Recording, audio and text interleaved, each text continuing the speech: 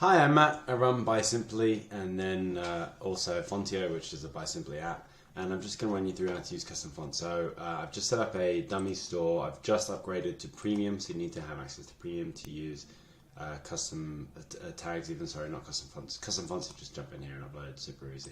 But custom fonts, sorry, custom tags. So here's my store. The way you want to use custom tag is, if I just refresh, all these fonts will go away, is when you want to change like niche elements that without touching everything else. So in here is a price.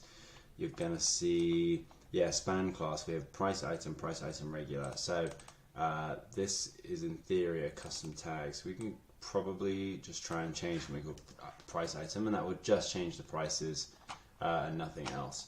So head over here. When I add a custom tag, I'll just paste that copy. We'll do Google font. Let's do something fun. Normally it changes up here, but I think because the custom tag it's not.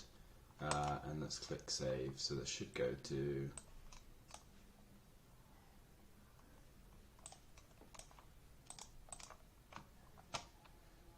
There we go. Just applied. Price item, Aladdin, Google font. We jump back over here.